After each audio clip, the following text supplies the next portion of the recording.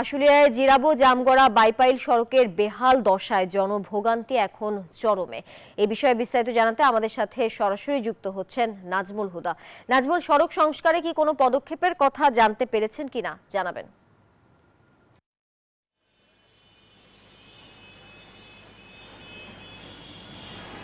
তানিয়া, আপনাকে ধন্যবাদ। আপনি যেমনটি বলছেন এবং ঠিক এই যে গুরুত্বপূর্ণ একটি সড়ক বাইপেল থেকে যেটা আবদুল্লাপুর গিয়েছেন এবং আবদুল্লাপুর থেকে যেটা বাইপেল হয়ে এবং শ্রীপুরে যে সড়কটি, সেই সড়কে কিন্তু উন্নয়নের কাজ চলছে এবং এলিভেট স্পেসের কাজের কারণে আসলে ধীর গতিতে কাজ হওয়ার আসলে এই এলাকায় যে জনদুর্ভোগ সৃষ্টি হয়েছে এবং মানুষ কিন্তু যে এই অঞ্চল যেহেতু এটা শিল্প অঞ্চল এবং এই সড়কটি দীর্ঘদিন ধরে সংস্কারের কথা বলা হচ্ছে এবং সংস্কার যে অনুপযোগী হয় আসলে সব সড়কের অবস্থায় কিন্তু আপনারা দেখছেন শত শত যানবাহন কিন্তু চরম দুর্ভোগে পড়েছেন।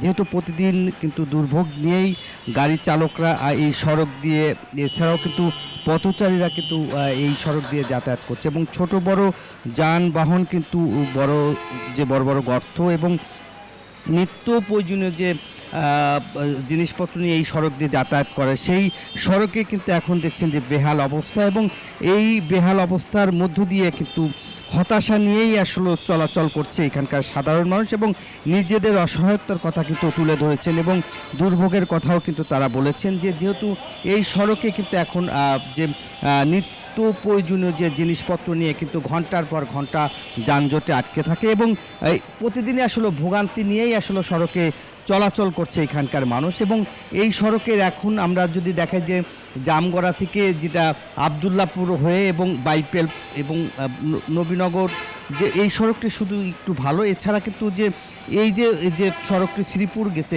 অর্থাৎ এলিভেট স্পেস যে কাজ, সেই স্পেসের কাজের কারণে কিন্তু এখন মানে খুবই এই এলাকার যে আসলে মানুষের যে দুর্ভোগ, সেই দুর্ভোগ কিন্তু এখন চরমে এবং আমরা সড়ক ও জনপথের যে পিডি রয়েছে তার সাথে আমরা কথা বলেছি। তিনি বলেছেন যে যেহেতু এটা একটি গুরুত্বপূর্ণ সড়ক, সেই সড়কটি আসলে তারা এলিভেট স্পেসের কারণেই কিন্তু আসলে তারা সড়কের যে কাজ সেটা কিন্তু আসলে করে যাচ্ছে, কিন্তু টুকিটাকি যে ভাঙা বা এইগুলো যে সংস্কার করবে সেটা আসলে করা হচ্ছে না এবং পানি কিন্তু আসলে জমে থাকে। সেই পানি জমে থাকার কারণে গার্মেন্টস বা অন্যান্য যেসব পানি বা সোয়ারিসের পানি কিন্তু যেহেতু ড্রেন না থাকায় আসলে সড়কেই ছেড়ে দিচ্ছে, যার কারণে আসলে কাদা সৃষ্টি হচ্ছে। এই কারণেই আসলে পানি জমে যাচ্ছে, যার কারণে আসলে খানাখন্দ আরও বেড়েই চলছে। এই ছিল আমার কাছে টুঙ্গি আবদুল্লাপুর মহাসড়কের খানাখন্দ এবং সড়ক সংস্কারের সর্বশেষ তথ্য। ফিরে যাচ্ছি স্টুডিওতে। নাজমুল, ধন্যবাদ আপনাকে।